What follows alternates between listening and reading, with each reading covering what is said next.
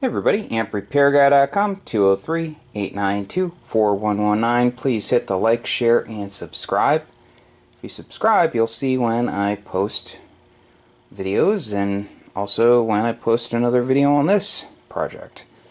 So, I have been super busy here, and then when I have some free time, I have not had the motivation to work on my own personal amp. So, waiting on a band switch for 922, and more amps are on the way. So while I had the time and motivation, I figured get on this for a little bit. Okay, so a lot of people don't understand how much time little things take, or anything. It just takes a lot of time. So I'm going to show you what I did.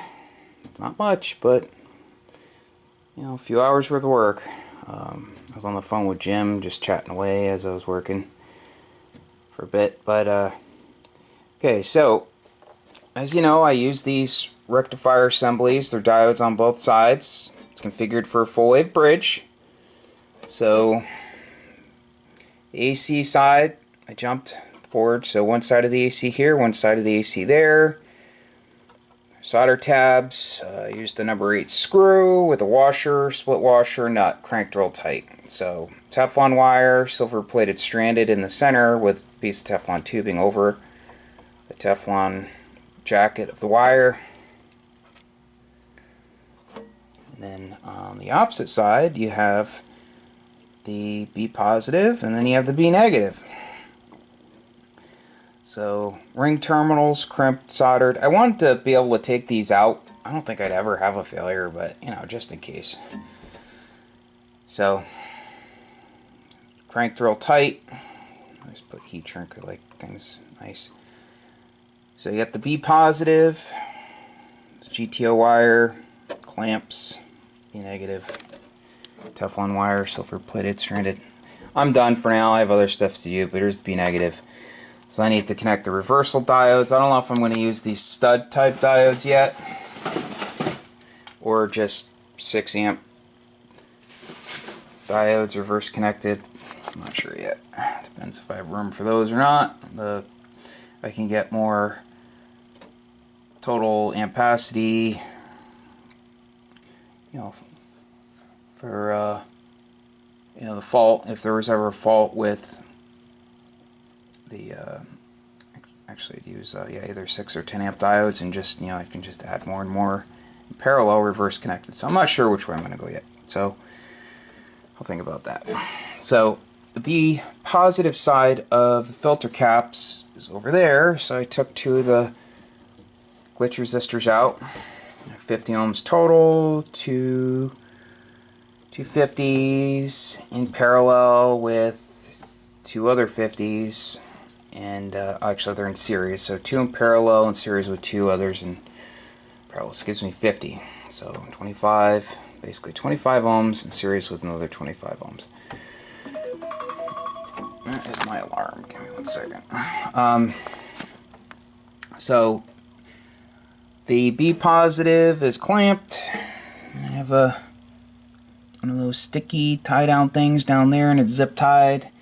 Then it goes over to the input side of the series glitch resistor right there. Actually, the parallel in series. Sorry, I get up early. I'm already tired. So, and at that same point, it connects to the B positive side of the filter caps. Okay, so stuck it through the crimp thing that I put on the stud coming out of it. I still have the resistor and diode across the cap also in parallel. So that silver plated stranded wire, I believe I used number 14, just in case there's a major fault. You know, these, a lot of current stored, a lot of energy, so I wouldn't want that wire to blow open. And I used that so it'd be nice and flexible. It's super short, nowhere near ground, and I again put some Teflon tube over it, so that is good to go.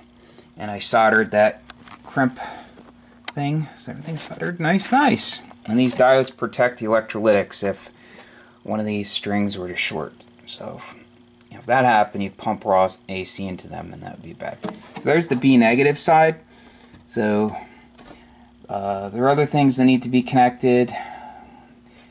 I'm not going to get into that. So you got the fuse in series. So basically it goes rectifier and the filter caps, and then the B positives fed through the glitch assembly and then through the fuse, and then it'll go back up to the RF deck.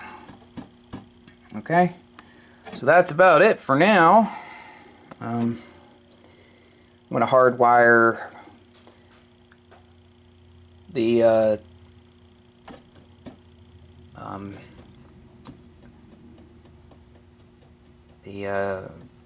B positive wire. Actually, the B positive wire is going to go up through the umbilical. Sorry, my brain needs more coffee. But the secondary leads are going to be hardwired. They'll come in and connect the standoffs, and then the standoffs will connect to the rectifier assembly via ring terminals, so I can disconnect them. I don't want to solder them. Okay, so that's about it. It's coming along. Just small stuff to do, but then I need to put the transformers into that other cabinet, get that all set up, and I can start testing it. Can't wait till this is done. I've had offers on this, and it's not for sale. And there are actually some pretty high offers, in the 30s. And sorry, but I'm not going through this again. If someone wants me to make them one when this is done, it's a different story, but it's going to be big bucks. Building this for myself, even if I don't use it, it goes in the corner, I'm still not selling it, because I'm not going through this again. I just don't have the time, and I have all sorts of other projects. I have all sorts of personal stuff I do when I'm not working, and hobbies, other things. So when this is done, it'll be one and done, and that's it. So here's the pressure lock, and so getting there. So stay tuned, and I will see you guys soon. Have a great day. 73. Please like, share, and subscribe.